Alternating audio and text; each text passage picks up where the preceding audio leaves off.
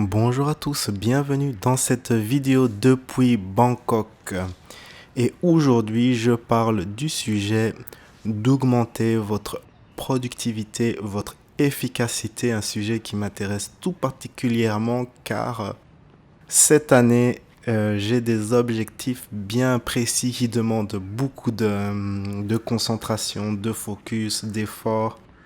J'aimerais lancer une application pour les téléphones iPhone et Android. J'aimerais lancer toute une nouvelle gamme de produits. Et j'ai également ces nouveaux services de coaching ici à Bangkok et aussi à Bali. Créer des nouveaux produits, cette nouvelle app. Et donc, il faut vraiment que je sois focus et efficace et que j'ai une bonne productivité. Et donc, voilà quelques trucs que j'ai déjà commencé à utiliser, que j'ai commencé à implémenter. Et la première chose, ce que je recommande, c'est de ne pas vous donner d'options. Faites en sorte que vous n'ayez pas d'options. Vous ayez vraiment juste ce que vous avez à faire. Voilà, c'est tout. Pas d'options. Si vous avez des options, si vous vous levez le matin et que vous avez le choix entre voir l'un de vos amis, regarder une série télé ou jouer à un jeu vidéo ou lire un livre, vous avez beaucoup d'options. Mais si vous avez juste une seule option, ou si vous n'avez pas d'option plutôt, juste faire ce que vous avez à faire qui est important, eh bien, c'est une bonne situation. Et donc, le matin, je commence ma journée en faisant du jogging, en fait. Et en fait, j'aime pas faire du jogging le matin. Donc, ce que je fais, c'est que mes vêtements de jogging, en fait, dès que je sors de mon lit, ce que je vois, ce sont mes vêtements de jogging bien pliés, tout préparé devant moi. Et donc, j'enfile ma tenue de jogging et hop, j'y vais. Il y a pas d'autre option, en fait. Et donc, voilà, je ne me donne pas des options. Je fais ce que j'ai à faire car, voilà, c'est la seule chose qu'il y a à faire. Et quand je reviens chez moi, l'un des exercices importants que je fais chaque jour, c'est un exercice que j'appelle la technique du scénario. Vous pouvez voir les vidéos sur ce sujet, il y en a plusieurs. Et donc mon cahier où je fais cette technique est sur mon ordinateur portable. Et donc avant d'ouvrir mon ordinateur, je dois ouvrir mon cahier et faire mes 15 minutes de scripting. Voilà, je n'ai pas d'option, j'ai que la chose que j'ai à faire devant moi et j'y vais. Donc ça, c'est le premier conseil que je vous donne, c'est de faire en sorte que vous n'ayez pas plein d'options, que vous pouvez faire ceci, cela, non, juste ce que vous avez à faire. Un autre conseil, un autre truc, c'est d'écrire toutes vos tâches. Donc moi, j'utilise des post-it et j'écris toutes mes tâches de la journée sur un post-it. Et chaque fois que je complète une tâche, je barre la tâche. Et c'est très, très gratifiant comme ça de barrer les tâches.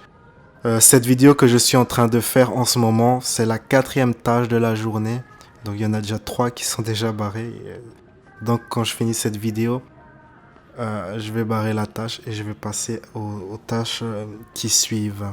Et en ce qui concerne ce sujet des tâches, une tâche peut être découpée en plusieurs petites tâches plus faciles à gérer. En fait, si vous avez tendance comme ça à être débordé ou ne pas savoir comment faire, et à se dire, oh là là, je veux pas faire ça, je vais reporter à plus tard car je suis débordé, je sais pas comment faire.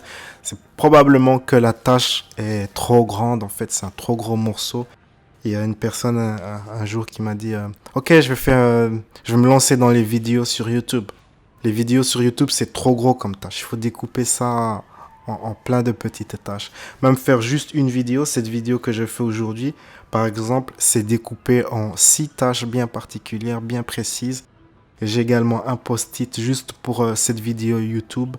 Et il y a les 6 tâches, donc définir le contenu, enregistrer le contenu, montage vidéo, publication, création de couverture, distribution. Donc il y a 6 tâches pour cette vidéo en fait. Et donc quand vous avez quelque chose que vous estimez être comme ça vous dépasse, ça vous déborde, essayez de découper cela en petites tâches. Et idéalement, les tâches doivent faire moins de 30 minutes, entre 2 minutes et 30 minutes idéalement. Bien sûr, parfois c'est pas possible, parfois cela demande plus de temps. Par exemple, si vous faites des travaux de recherche, ça peut prendre des heures et des heures. Mais il y a des tâches comme ça, ce que j'appelle la production. Ce que je fais maintenant, c'est de la production. Je sais déjà ce que je vais dire, les idées sont déjà claires. Il n'y a pas à rechercher. Et donc, je dois juste produire. Et les tâches en fait de production sont plus courtes que les tâches plutôt de créativité, de recherche, qui sont en général plus longues. Donc, découpez vos tâches, écrivez toutes vos tâches. Et cela nous conduit à un autre point, c'est celui de commencer par ce qui demande le plus d'énergie, ce qui est le plus fatigant ou le plus ennuyant.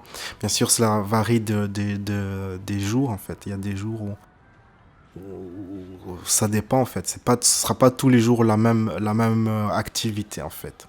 Donc, l'activité qui demande le plus d'énergie ou qui est le plus ennuyant, faites cela en premier. Car si vous reportez cela, vous dites ok, je vais faire cela, c'est ennuyant, ça demande beaucoup d'énergie, je vais faire cela après, à la fin de la journée, vous aurez tendance à être trop fatigué et à conclure que peut-être il vaut mieux reporter ça pour un autre jour et vous vous mettez comme ça à reporter et vous n'avancez pas dans vos projets.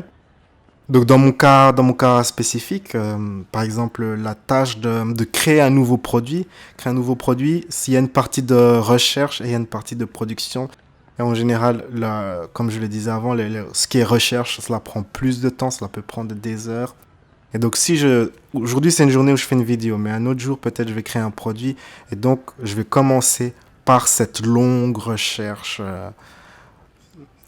C'est la tâche qui demande du temps et puis je fais cette recherche vraiment en premier comme c'est ça qui demande le plus d'énergie, le plus de ressources. Aujourd'hui, c'est faire cette vidéo et je fais ça donc ce matin quand j'ai beaucoup d'énergie. Donc commencer par les tâches qui demandent le plus d'énergie, le plus de ressources ou les tâches qui sont les plus ennuyantes, difficiles.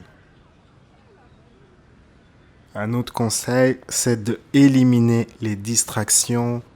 Donc personnellement, moi je travaille pas avec mon téléphone est dans une autre pièce, donc je sais pas être interrompu par mon téléphone, par toutes ces notifications, tout ce qui est réseaux sociaux. Tout ça, je ne vois pas en fait seulement quand je termine ma tâche.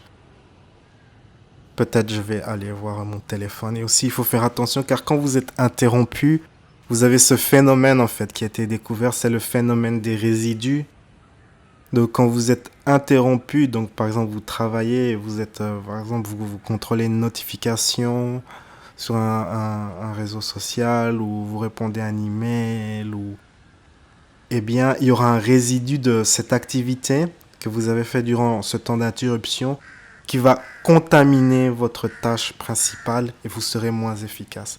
Et donc c'est mieux de ne pas contaminer comme ça vos tâches importantes avec tous ces résidus. Évitez de comme ça de checker votre phone, checker les notifications, discuter, aller boire du café, toutes ces interruptions. Moi, je travaille sans interruption et je le vois et je le sens vraiment. Je suis bien plus efficace, je vais bien plus vite, j'entre dans ce rythme comme ça et je vais de plus en plus vite, de plus en plus efficace. Il n'y a pas d'interruption, je fais ma tâche et c'est bon. Et enfin, une autre chose qui est assez importante, c'est de maintenir comme ça un bon niveau d'énergie. Et donc, bien sûr, je recommande de faire du sport. Moi, je commence mes journées par le jogging. Cela dépend des jours, mais souvent, il y a entre 2 et 3 séances de sport par jour pour moi. Une le matin, une l'après-midi et une le soir. Donc, l'après-midi, cela peut être, je vais à ma salle de sport faire du bodybuilding ou je fais du yoga. Et le soir, c'est des trucs plus légers, des exercices de préparation généraux. On appelle ça GPP. Il y a toutes sortes d'exercices comme ça que je fais en soirée. Ça varie en fait, c'est très varié. Mais donc l'idée c'est comme ça de rester en activité en fait, faire du sport. Car si vous avez un mode de vie sédentaire, c'est très important de garder votre énergie en faisant du sport. Au fil des temps, en fait, au fil des années, en fait, quand vous avez un style de vie sédentaire, votre corps s'atrophie. Donc vous devenez moins flexible et vous risquez toutes sortes de problèmes. En fait, c'est un sujet, en soi, c'est un gros sujet qui peut faire l'objet d'une vidéo. Mais il faut absolument apprendre à bouger, à rester flexible. Comme ça, vous avez un bon niveau d'énergie et vous pouvez mieux profiter de la vie quand vous ne travaillez pas. Car à un moment, par exemple, j'ai cet ami, Costa, qui a 57 ans et qui a eu une vie sédentaire. Et maintenant, il est très rigide en fait. Quand on a une vie sédentaire, donc il y a ces muscles qu'on n'utilise pas. Donc il est très rigide, très fatigué, très comme ça. Mais je connais des gens qui sont plus âgés que lui et qui sont très flexibles, qui ont plein d'énergie parce qu'ils ont bougé toute leur vie. C'est important. Souvent, des gens qui ont le même âge, la personne qui a fait du sport, qui a pris soin de son corps toute sa vie, et l'autre qui a rien fait, je vois directement la différence est tellement grande que ça m'interpelle à chaque fois quand je vois des gens comme, par exemple, j'ai deux amis qui ont le même âge. L'une, quand les gens la voient, les gens pensent qu'elle a 29 ou 30 ans, qu'elle a 29 ans ou soit 30 ans, or qu'en réalité, elle a 43 ans. Mais elle a pris soin de son corps toute sa vie, en fait. Et elle a un style de vie sédentaire, elle est psychologue. Mais elle fait au moins 1 heure de sport par jour et voilà, ça l'aide à garder comme ça cette vitalité, cette belle énergie. Et je connais une autre amie qui a le même âge qui ressemble. Donc si vous la voyez, vous allez dire, ah ouais, elle a 43 ans. Ah bien ouais, elle a 43 ans parce qu'elle elle prend pas soin d'elle. Donc quand vous dites, quand on dit, en fait, faire son âge, ça veut dire que vous prenez pas soin de vous. C'est ça que ça veut dire. Quand on vous dit, ah ouais, mais tu fais ton âge. Si t'as 45 ans et que vous faites 45 ans, c'est parce que vous prenez pas soin de vous. Normalement, vous devez paraître beaucoup plus jeune. Moi, je connais plein de gens. J'ai un ami qui s'appelle Marc, il a 54 ans, il est ancien prof d'arts martiaux. Et il a l'air beaucoup plus jeune que son âge. Donc prenez soin de votre corps. Et donc voilà, ce sont mes conseils pour comme ça être productif, efficace et garder une belle énergie durant votre vie. Ciao ciao sur ces belles paroles. La vie est un voyage, appréciez la balade.